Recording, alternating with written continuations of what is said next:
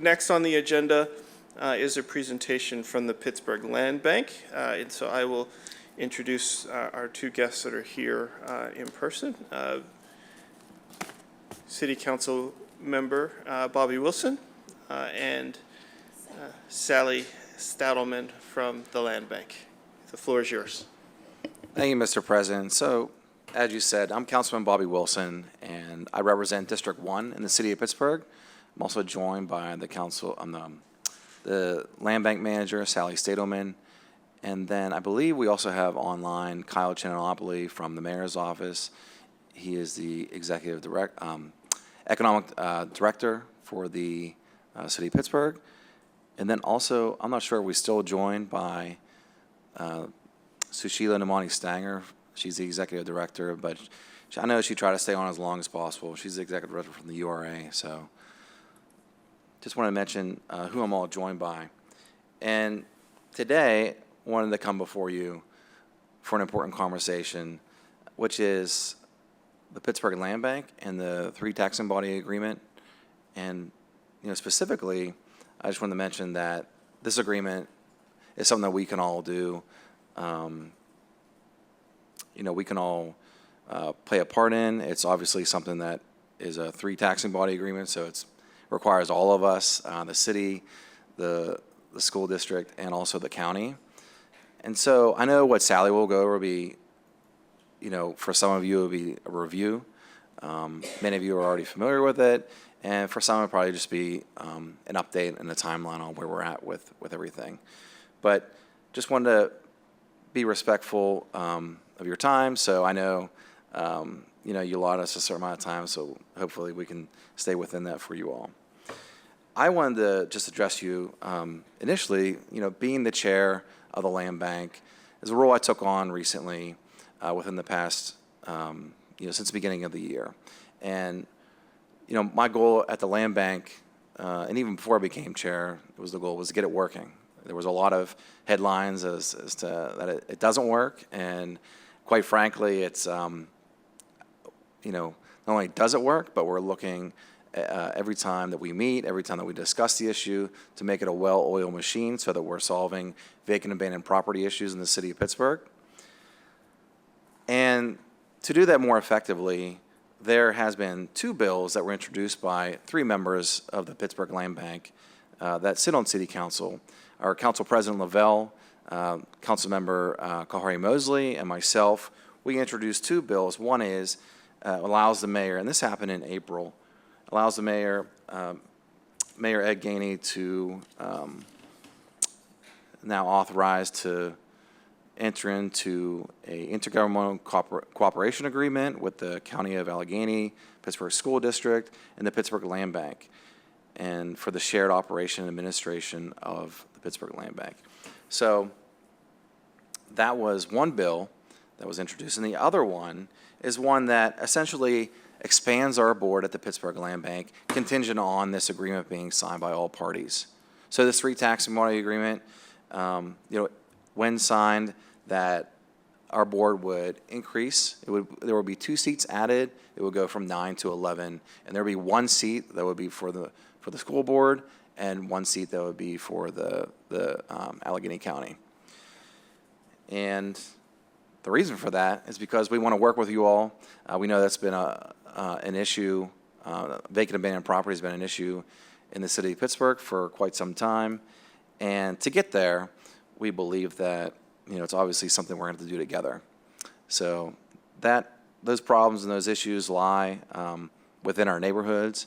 I know that you all feel that, especially in times whenever you have like Walk Your Child to School Day, or Everyone Walk to School Day. I'm sorry if I'm getting that wrong, but you all promote, to make sure people are, out and about, being able to access for school by walking, biking, something other than a vehicle. So I know at the City of Pittsburgh, we like to have safe neighborhoods. We like to promote safe passages to your schools. And but there's more than that for us at the Pittsburgh Land Bank. We believe that we could be a well-oiled machine in terms of land recycling.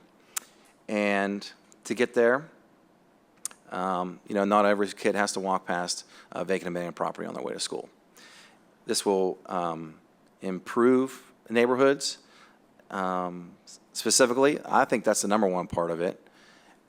But I know that in a time of decreased revenue in terms of real estate tax, that this is actually a tool that can increase taxes and get properties back on the tax rolls to make sure that we're all receiving those benefits so that we can provide, at the city, we provide the best services we can for our constituents, and for you all, a great education for our children.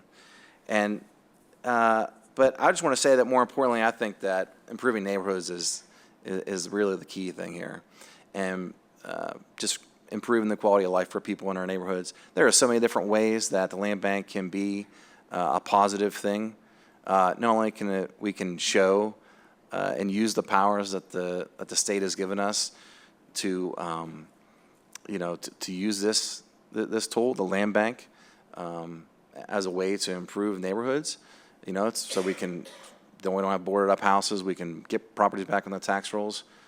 But this three tax and body agreement is so important because this allows the land bank to access the sheriff's sale in its full capacity that we're given, from the powers of the state. And Sally will go over that much more in detail. But I just want to say that that's the reason why we're here. That's the reason why this dual package of legislation was introduced back in April. And I know those agreements are being drafted. We have a draft from the land bank and the cities, working on theirs. And together, I know that you all will be discussing that soon in terms of, really getting to the meat of what that agreement's about. There are some very detailed things about it, but for me, I'm really looking forward to it because right now, we literally have to wait years to actually get properties back on the tax rolls. And the sheriff's sale, which is what this three tax and body agreement will make that happen so much faster. Right now, we have to wait through the treasurer's sale. We have to then rely on another agreement that we have between the city, the URA, and the land bank to move property through city council over into the land bank. We vote on it. There's a lot going on to make sure it happen. We're being very transparent, but we can also expedite the process by utilizing all the powers we can in the sheriff's sale, and that's what this three tax and body agreement, when signed, would do. So with that, I would like to turn it over, if I'm allowed to turn it over to our manager, Sally Stadelman. Thanks. Thank you, Chairman. That was a very succinct overview. Good evening. My name is Sally Stadelman. I am the manager of the Pittsburgh Land Bank. It is such an honor to be before you all tonight. This is a very big deal for the Pittsburgh Land Bank to be speaking with and engaging with the school board, having made this much progress. So I wanted to take a few minutes to go over what a land bank is. And finally, for the first time, instead of speaking in hypotheticals, I am going to show you the work that we have done and the projects that we are working on now, and the property that's in our inventory. So to kind of back up a little bit, and to talk about myself for a moment. So I came to manage this land bank in September of 2022. Prior to that, I had worked for the city for many years. And a problem I saw over and over again was residents calling, looking for help dealing with vacant and abandoned properties. And what I found in my time doing constituent services is that we really don't have any tools to help people who are, sometimes they own the property, sometimes they're living next door to it. We're missing this tool to just be able to turn property over and relieve residents of blight in a responsible way. So I've always had my eye on the land bank and felt that it was a really great opportunity to bring more of that into our land recycling systems. And so we're going to talk a little bit more about that tonight. Of course, just kind of backing up and looking at what this problem is that we're talking about. And it is this cycle of property and property falling into tax delinquency, becoming abandoned, and then often the only solution is for a municipal intervention via a tax foreclosure in order to clear title and get that property back on the tax rolls. And so the land bank was especially formulated to have those powers to be able to turn that property over. That is thanks to a law passed by the state government in 2012, enabling land banks to be created by counties and municipalities across Pennsylvania. So the Pittsburgh Land Bank is not unique. We are one of almost 40 land banks just in the state of Pennsylvania, and there are many, many more across the U.S. that have been created to help turn over vacant and abandoned property in more responsible, effective ways. So what we do at the land bank is we're able to acquire property. We have the ability to clear back taxes and other types of liens to be able to get that property back on the tax rolls, eliminate those liabilities. We've worked to build up a stabilization budget as well, so we can help fix up that property, address immediate critical issues when it comes into our inventory, or at least just cut the grass.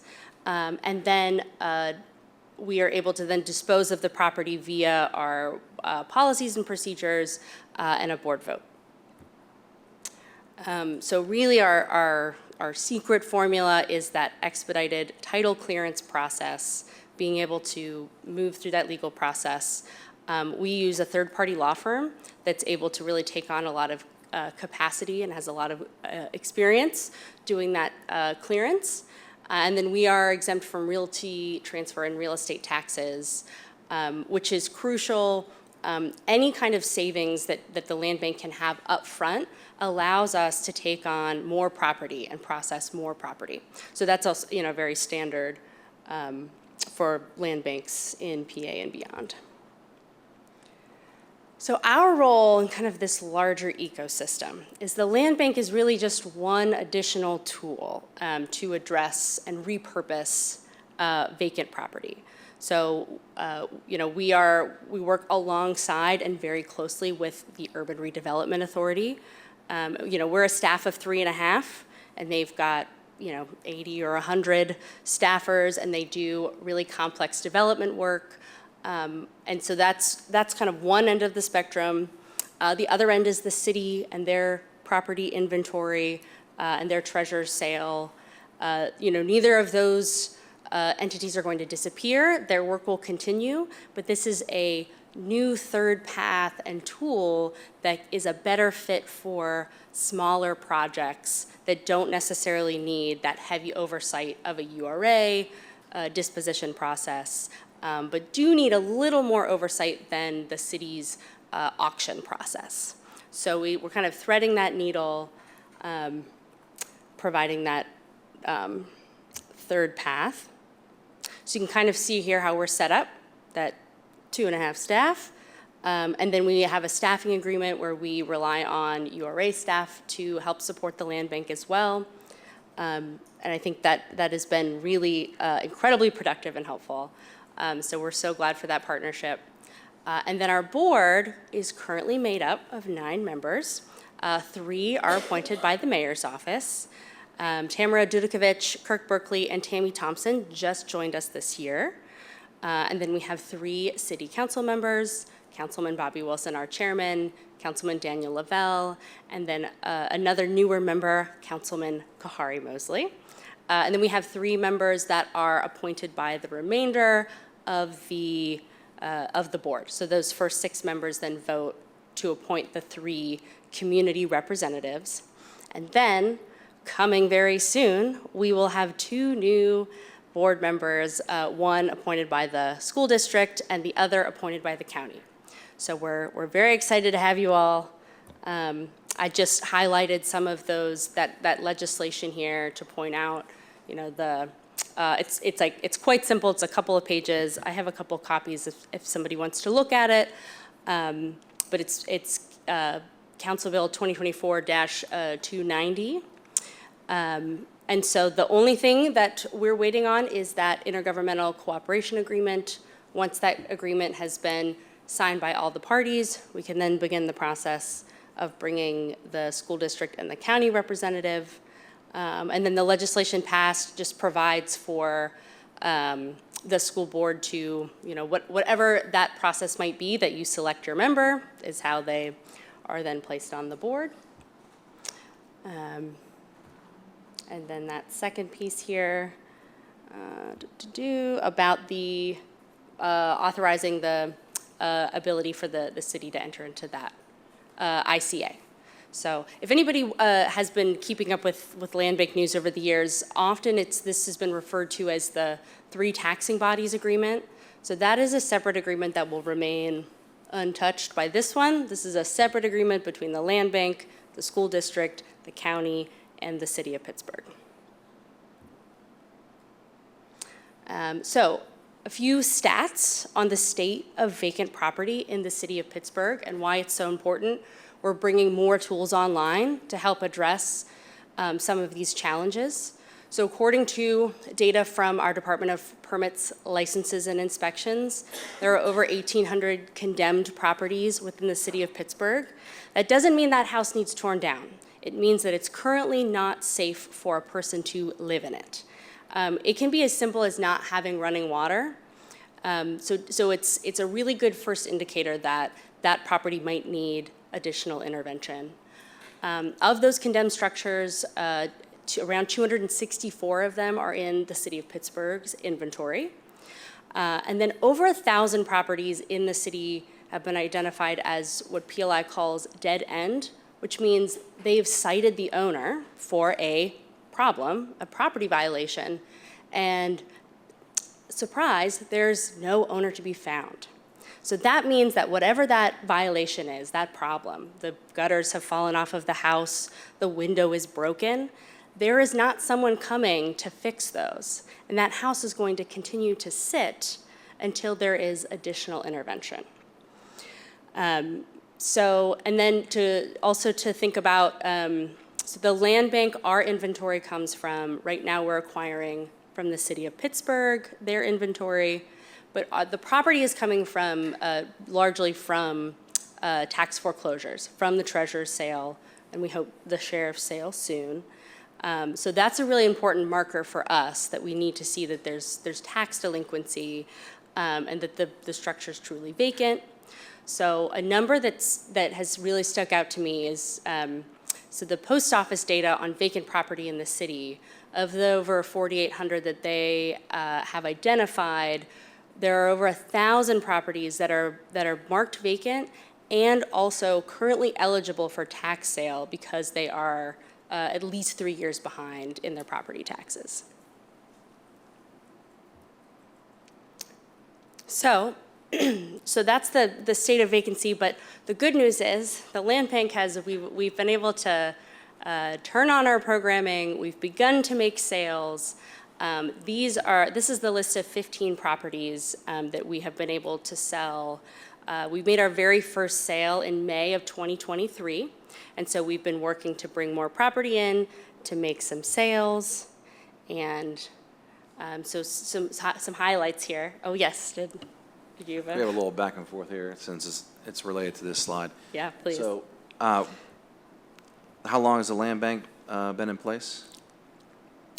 The Pittsburgh Land Bank has existed since the legislation was introduced the same month that I started working at the city of Pittsburgh in January of 2014. So 2014, and then when did we start selling those properties that you showed? May of 2023. Okay. So that gives you an idea of just how serious we are in terms of like really getting it activated recently. Yeah. Before that, it was 1 or 0? Yeah. Yeah. Yeah, so lots of positive recent changes. So some highlights on some properties. Some we have sold, some we are in the process of clearing title to sell.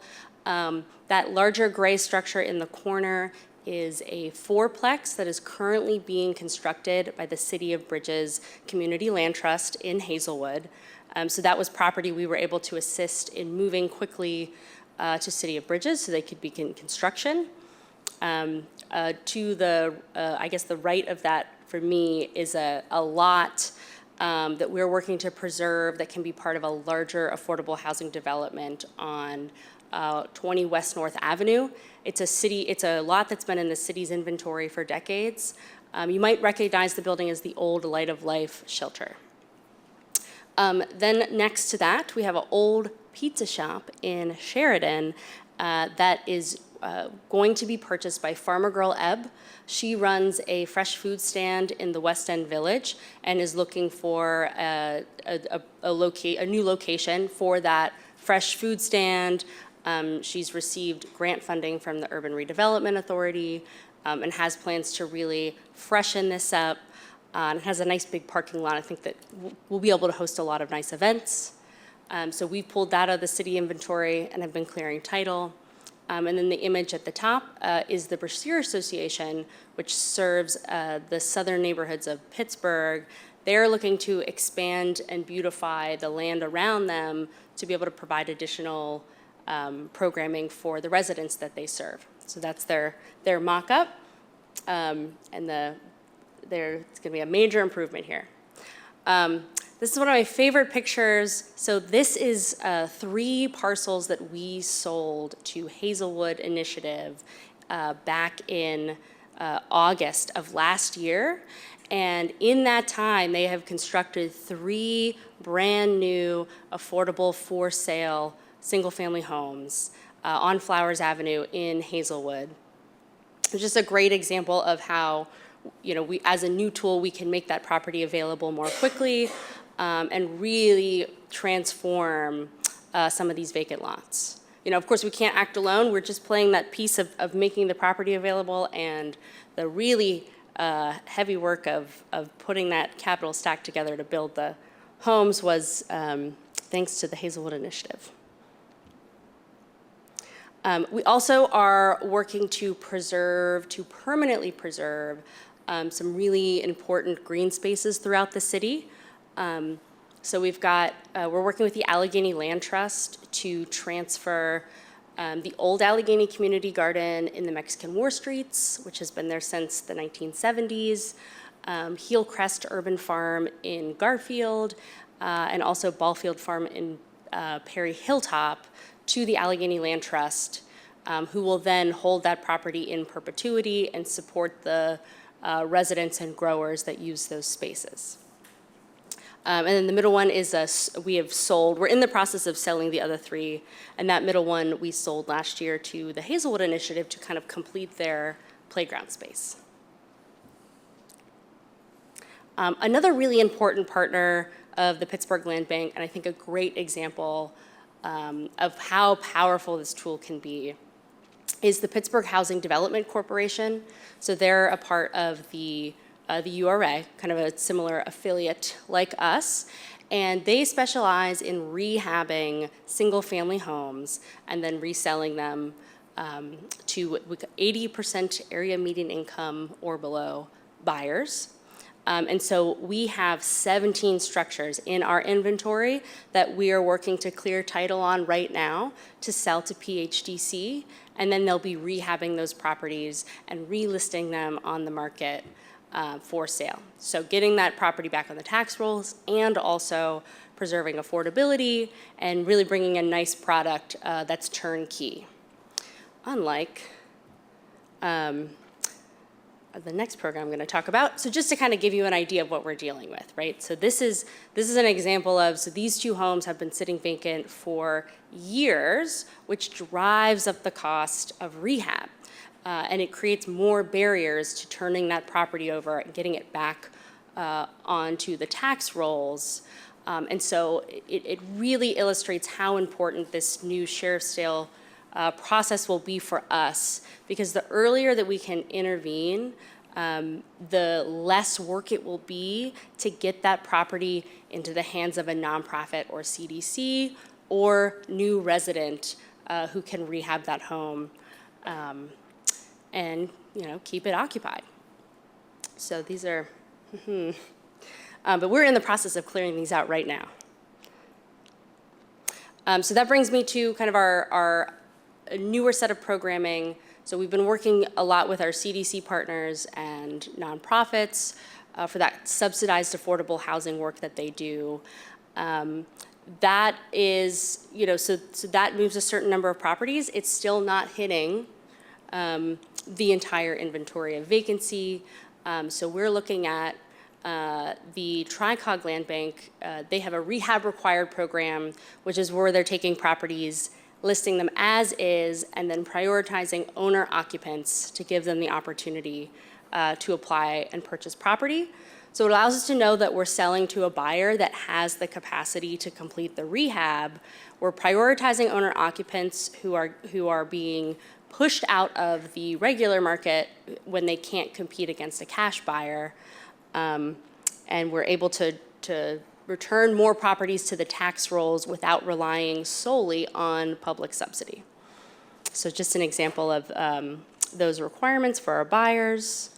And then we use either a renovation enforcement or reverter deed to ensure that that work is completed. We use those with our affordable housing projects as well.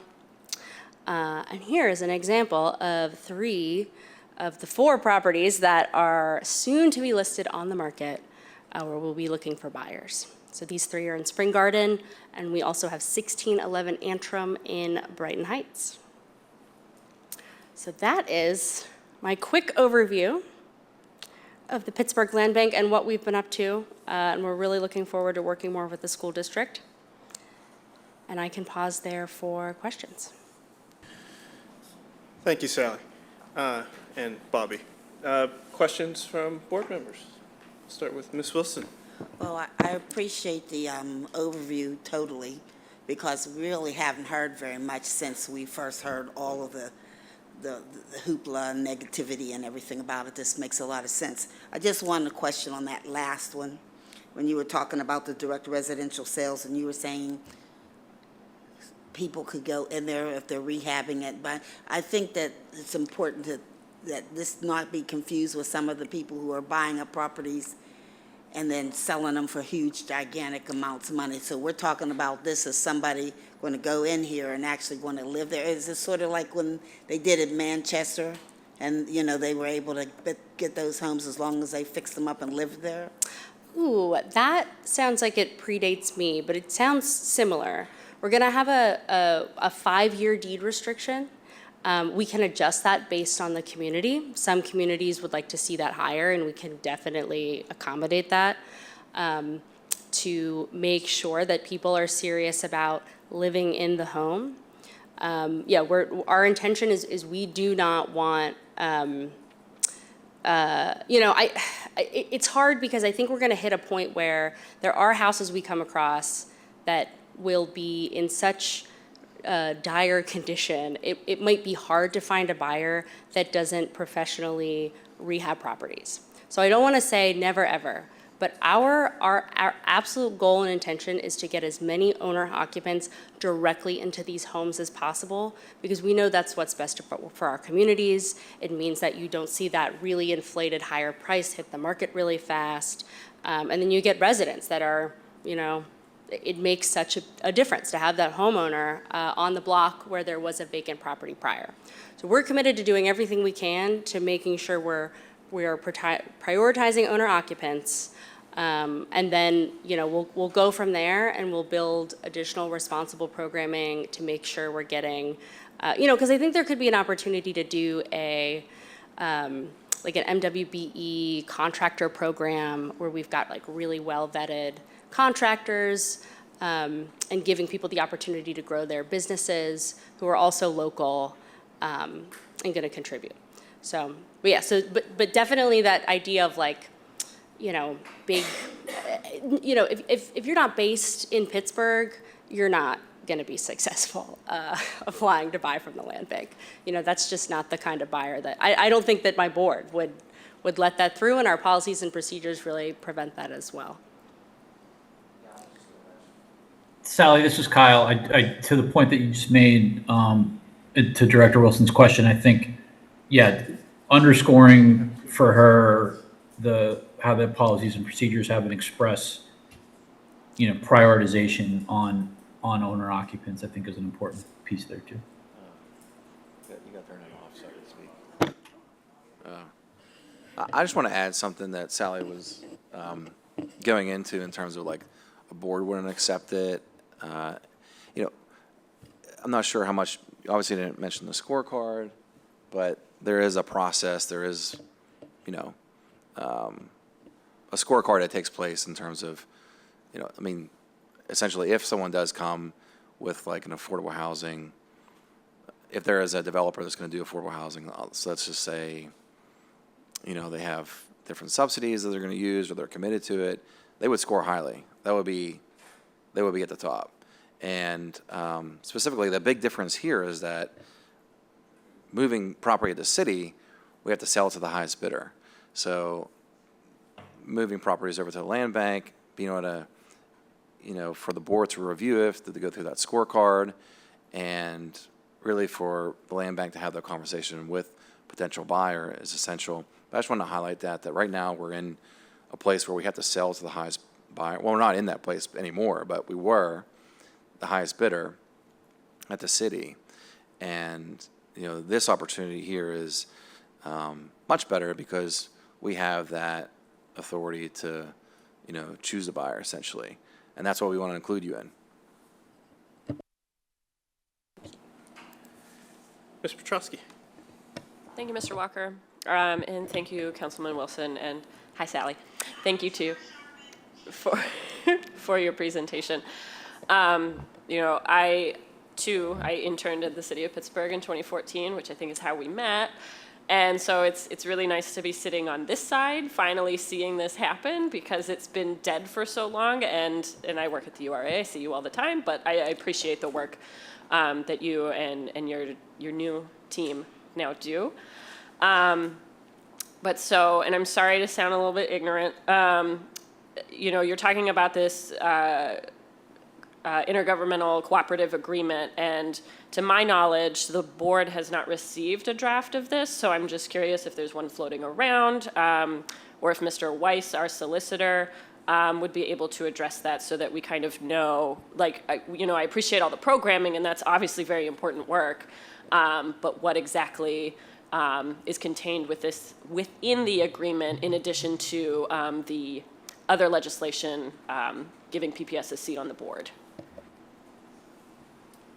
Yes, I can address that, Petrowski. When this legislation was passed by the city, and membership for the district has been an issue since the creation of the land bank. I had conversations with sponsors at that time about this, and that didn't make it into the legislation. But when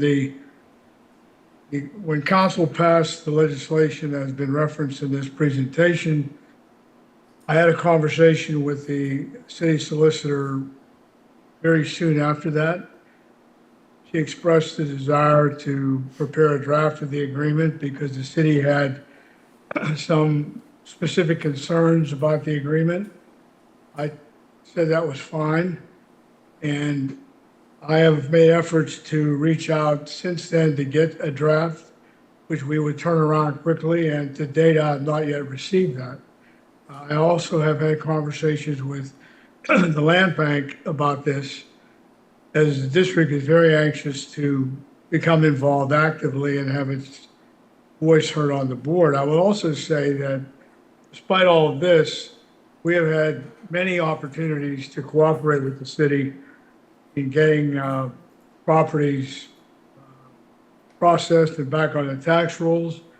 One in particular, which happens to be in your district, Petrowski, I believe, is a property called Berg Place on Bronzeville Road. It was an horrendous eyesore, and we worked with the city and the URA we agreed to waive a considerable amount of tax liens to get that working. So the message I want to impart here to your question is we have cooperated with the city consistently, and we look forward to getting that draft agreement so we can get it done and get this moving, recognizing that the county also has to approve it as well. But I think I speak for the board in saying that we're prepared to move forward.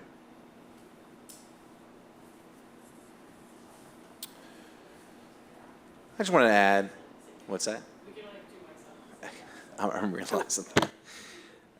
I just wanted to add that, you know, I want to thank your solicitor because, there's been a lot of cooperation, like he's mentioned, so, up until now. And I guess if you look at the whole picture here, then 2014 is when it was, started. So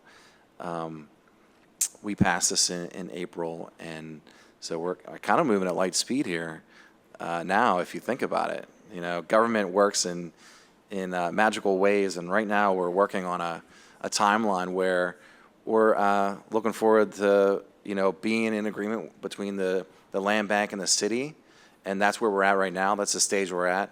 The land bank has a draft, and also the city of Pittsburgh has a draft, and so we want to make sure that whenever we're coming to you all and talking about that we're in line. So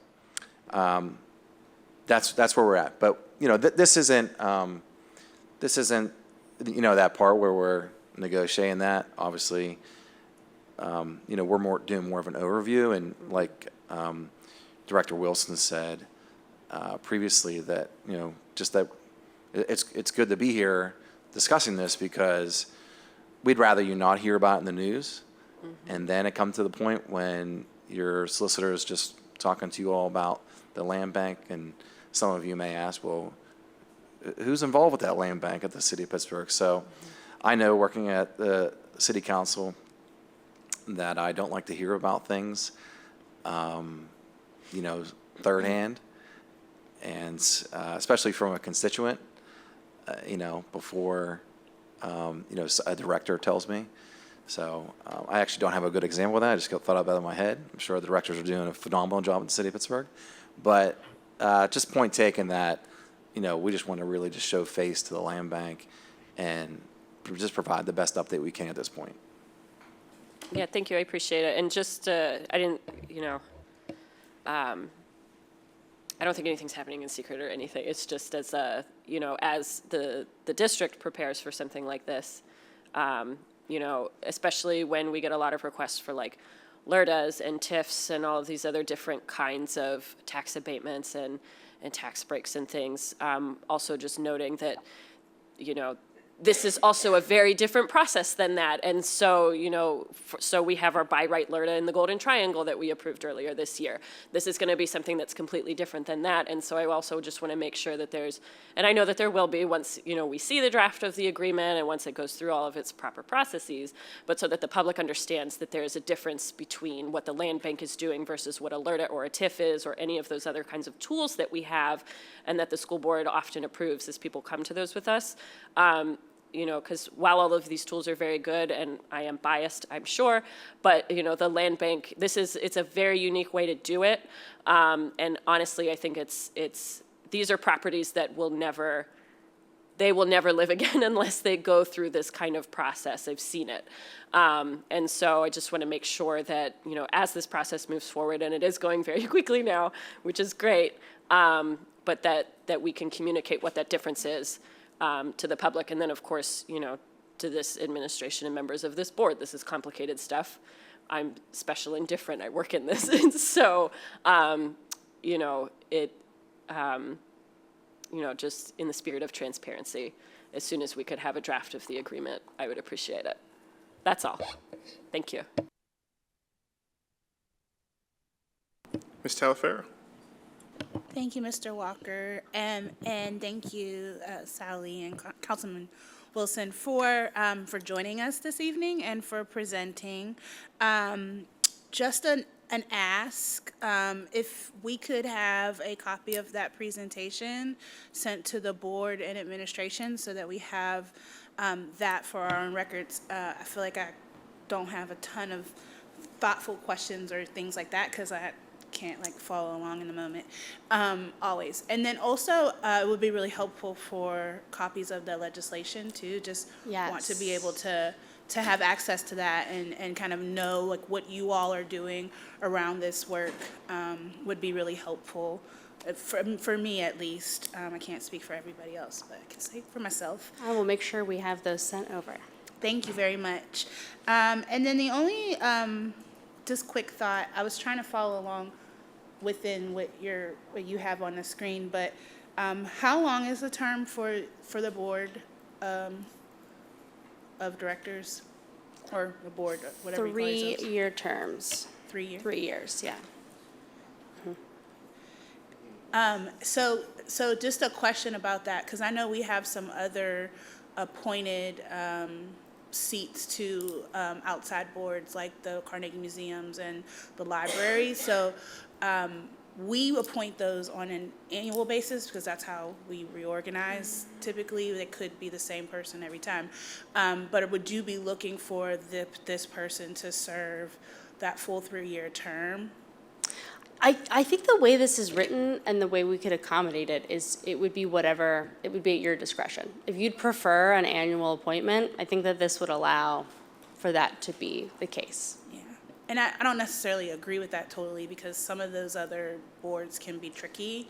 I know I serve on the Carnegie Museums board and I got oriented like last month and I've been on it since January. So, you know what I mean? So sometimes like that quick change, that annual changeover on our end is weird. And I think that's something that we can figure out amongst ourselves as a board. But I just wanted to know if there was any specifics to this particular appointment position. Yeah, I would certainly love it to match the other terms because exactly that. I mean, this is really kind of complicated, nuanced work that can make your eyes glaze over if you're not excited about tax liens and vacant property. So, yeah, I mean, I would love to see it to be 3 years if that is what this board would prefer. Okay, thank you. And thank you to Director Petrowski for asking her question because that was one of the things on my question is what is it that you are looking, what do you need from us? So thank you for kind of walking through that. And I'll just say for the last thing is just thank you because I know like I've had conversations with both of you in, different spaces and occasions about the land bank, but I've been on the board for 5 years and it has not really been a part of our conversation as a board or the versions of the board that I've been on during this time. So it really is helpful to kind of get an idea, an overview of what you already are doing, what we can be doing to work together with our colleagues at city and county level. So I am really looking forward to kind of how this all plays out and the opportunities that that even, our families, the district families and staff can benefit from, something like this as well, I think is really important. So thank you for your time and for being here. And that's all.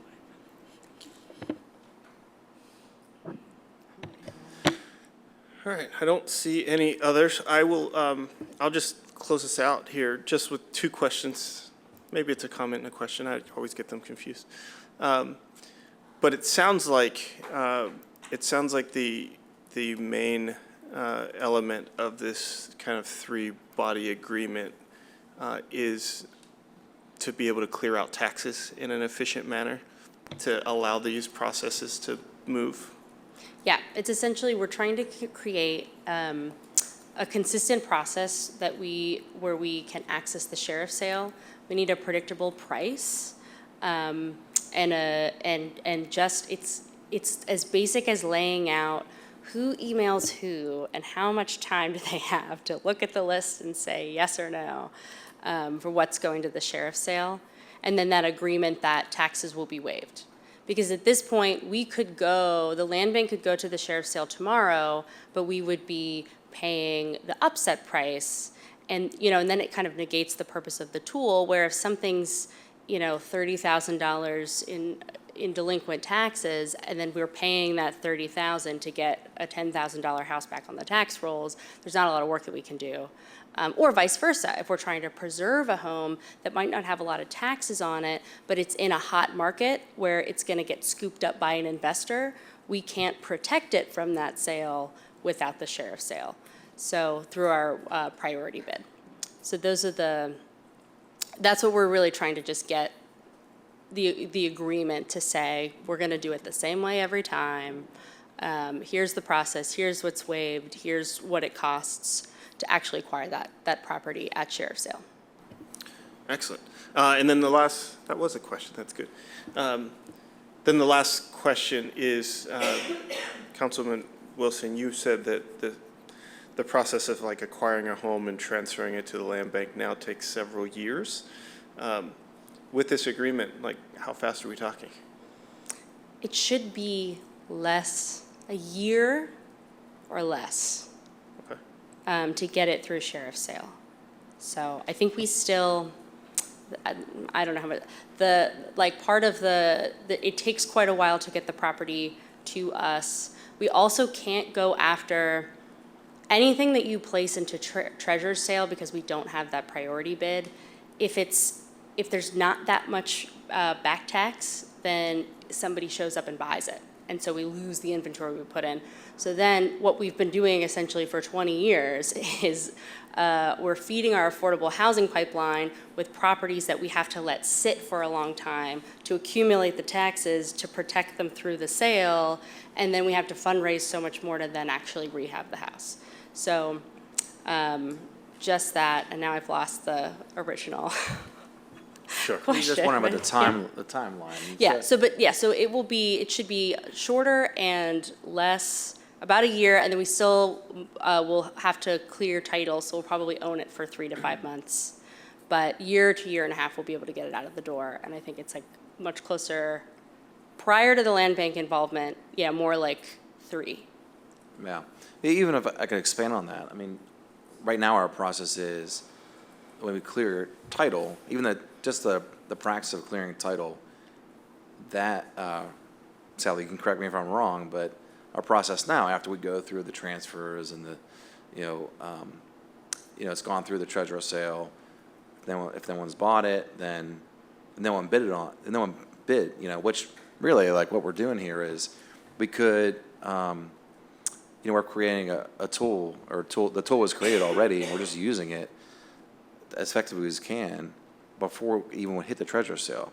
So we're, hopefully stopping any sort of speculation that could happen, we have deed restrictions, putting into an actual, in the hands of someone who's going to live in that house, like we were talking about, for at least 5 years. And, our process right now, just for clearing title, we do schedule with a judge, and we can have all the, people that are looking to get paid for their different liens that they have all in one day. But the sheriff's sale operates that day when the sheriff's sale happens. Everyone who's looking to collect the lien has to show up that day. So it's a much faster process. Everything has to happen right there. That process has different powers. And so, we're just trying to be smart about the way we're obtaining property, and actually getting our hands on it first, the land bank's hands on it first, so that we can have better control of our land use. Very good. Well, thank you very much, and we look forward to the next step. Thank you for your time. All right. Thank you. It's been a pleasure. Thank you all.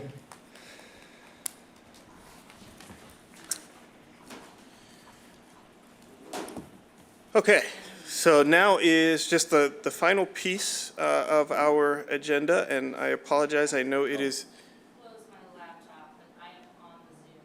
Is that going to cause? You can just stop sharing. yeah, if you just stop sharing, sharing. and then you can, there we go. Okay, so I know it is getting late, but I think this last piece of our conversation is essential to much of the work that we're doing. Just for a little context, we have been, as most, if not everyone is aware, of going through a process of community engagement around our facilities utilization and some proposed consolidation and changes to our district. Through that community engagement at a meeting at Arsenal, a community member asked if this board would be open to a community proposal that counters the recommendations that we got from the consultants that we hired. My response at that moment was, if you pull something together, I'm happy to bring it to the board for consideration to talk about.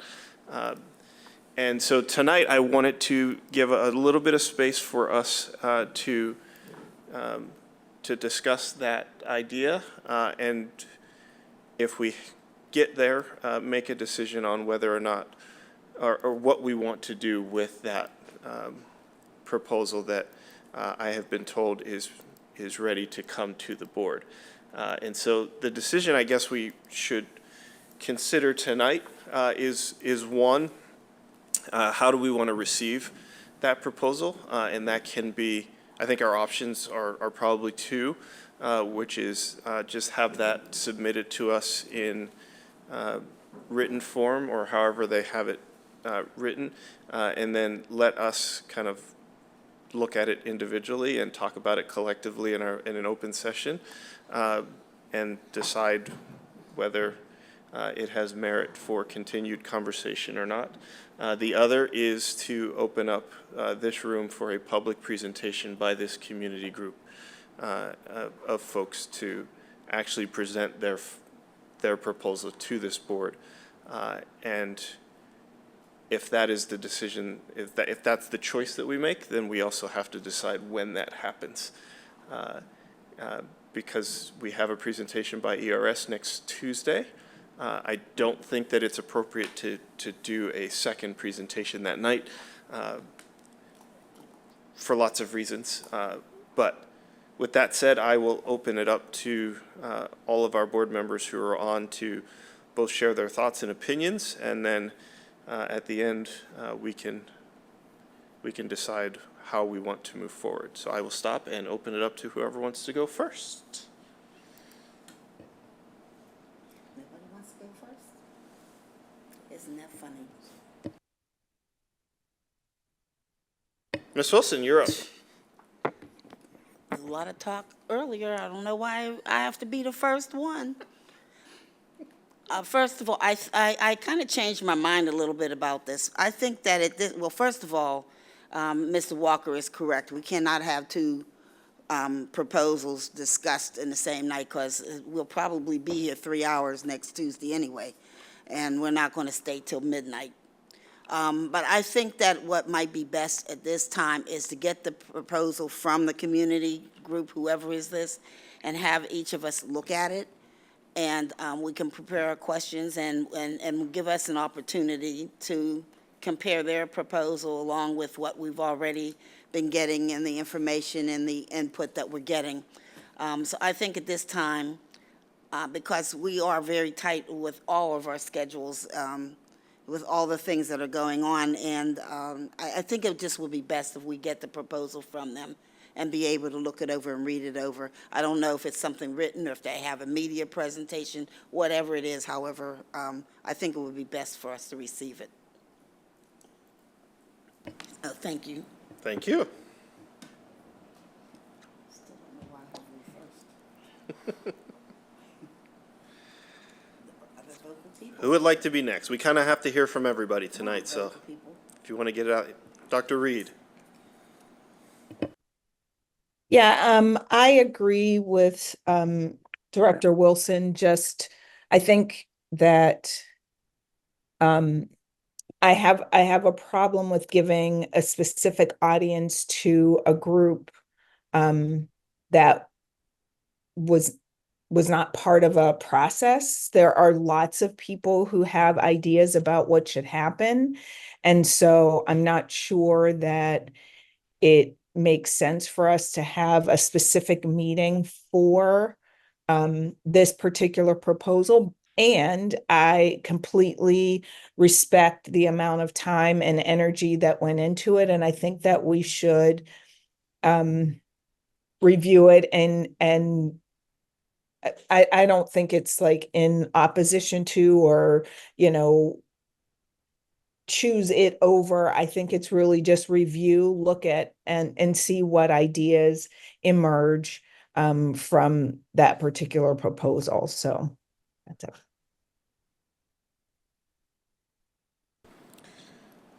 Thank you, Dr. Reed. Director Silk.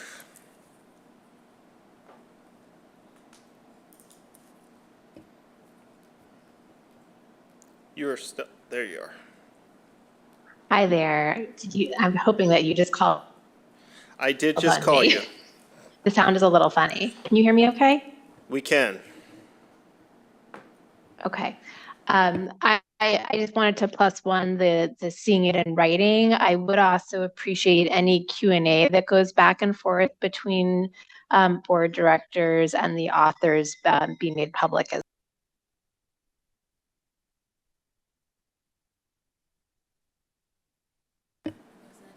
Okay. Yeah, I'm not sure if you finished or you froze, but we'll give you a second to come back. It sounded like you were seconding and thirding what had already been said. So if you need to come back, Director Sook, just raise your hand and let me know. Ms. Petrosky. Thank you.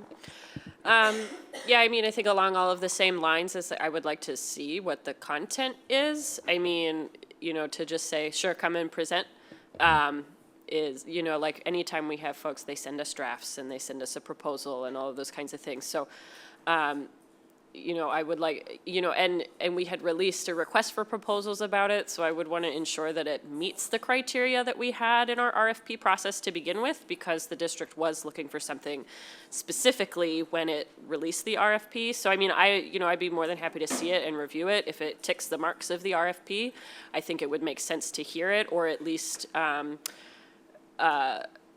add it to, maybe not even add it, or take bits and parts of it and add it to whatever recommendation comes after. Like right now, it's just kind of, it feels very nebulous to me, because it's just been something that's been happening out there in the world that the board didn't request or ask for. And again, as to Dr. Reed's point, I really respect the work that has gone into it, but I don't know what's in it, because I don't know if it's responding to an RFP or if it's just something completely out of left field. So I would definitely like to see a draft of it. Thank you.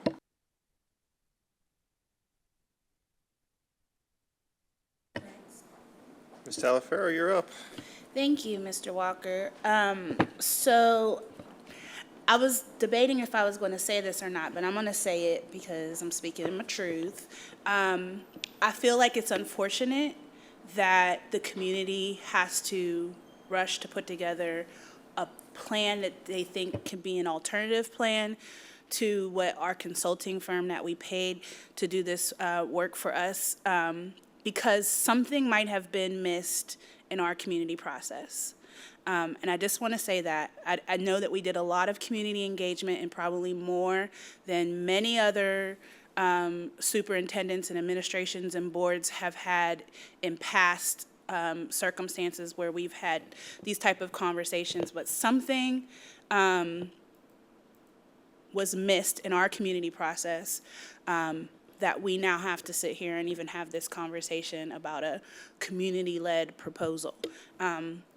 With that being said, I do think that those thoughts and ideas should be shared with the board so that we have an opportunity to react or think it through, just like we did with the proposal that we received from ERS, and what we will do in preparation for next week's meeting. I do think that it's important that these conversations happen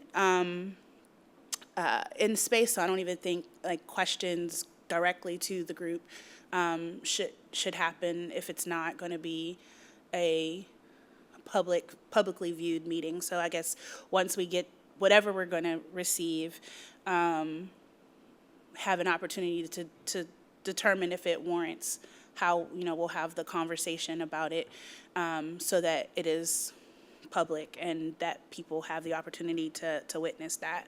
I have talked to many of the authors, so to speak, of this proposal at some of the additional community meetings that I held in District 2. And so I know that some of that, some of the input and thoughts that I received during those 2 sessions that I did, I think will probably go into or be a part of this. So some things I know that the community has already been thinking about and feeling. I just don't know what it will look like and how it will relate to what, our consulting firm has put it together for us. But ultimately, all of the things, whether they're a community proposal or whether they are from our consulting firm, still have to be thought out and determined feasible, just like all the other input that has been received to see if what has even being proposed can happen, and that has to happen with the superintendent. And so I think that, however we decide to move forward with this as a board, my thought process is that, I want to see community's voice and community's vision invested in a plan, any plan that we have moving forward. And I think that,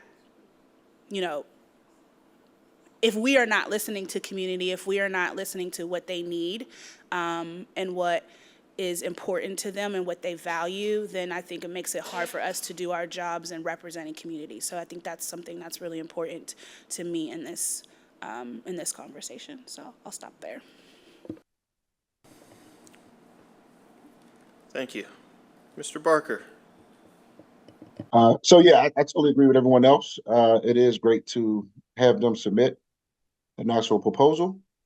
That way, we can look over it and comb through it and see some of the things that stick out to us, whether it's good, bad, or indifferent. And then given an opportunity, I would say a presentation. And I know it's going to be a lot on us, but I think, we should get someone to stand in front of us and break down the things that, we've dissected. And worst case scenario or best case scenario, depending on who you talk to, it can just be a compliment to what ERS has already done, and we can possibly get, just a little bit more fairness or a little bit more ease, especially being that this is coming directly from some of our community folk. And I agree with Director Talaferro. The community's voice wasn't truly heard in a way that they felt like they were being valued. And I also just want to put out there, I don't know who these folk are, but Lord willing, they speak from all angles of our demographic. That way it's not top heavy on folk that have demands and threats, but they do have some true solutions. Thank you.